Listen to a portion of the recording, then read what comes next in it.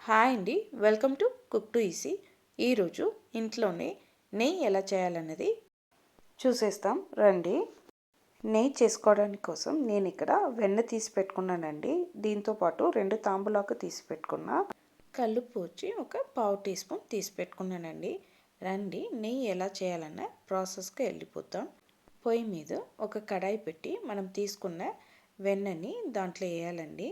పొయ్యిని సిమ్లో పెట్టుకోవాలి. సిమ్లో పెట్టుకొని గరిటెతో కలుపుతూ రండి.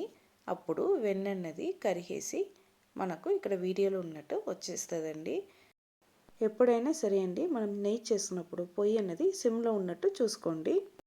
ఇలా పొయ్యిని సిమ్లో పెట్టి చేయడం వల్ల మనకు నెయ్యి అన్నది మాడిపోకుండా కరెక్ట్గా కుదురుతుంది. ఇలా మనం గరిటెతో కలుపుతూ వస్తున్నప్పుడు ఒక 7 to 8 మినిట్స్ తర్వాత ఈ వైట్నెస్ అనేది మారిపోయి మనకు వీడియోలో ఉన్నట్టు ఇలా దొరుకుతుందండి.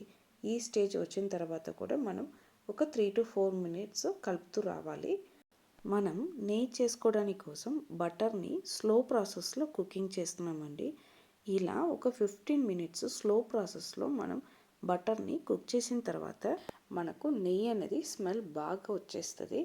అప్పుడు ఆ స్టేజ్లో మనం తీసి పెట్టుకున్న 2 తాంబూలాకుని ఈ నెయ్యిలో వేయాలండి. నెయ్యిలో వేసి బాగా నెయ్యిలో ఫ్రై చేసుకోవాలి.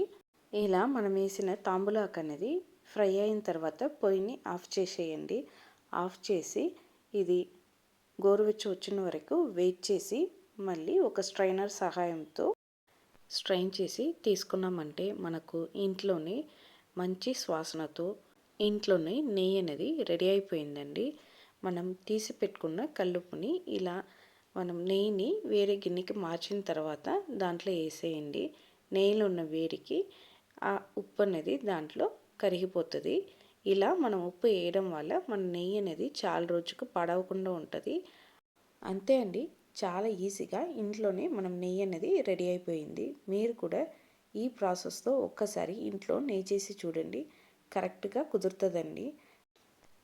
చాలా తొందరగా మీకు ఇంట్లోనే వెన్న ఎలా చేసుకోవాలనేది కూడా వీడియో పెడతానండి.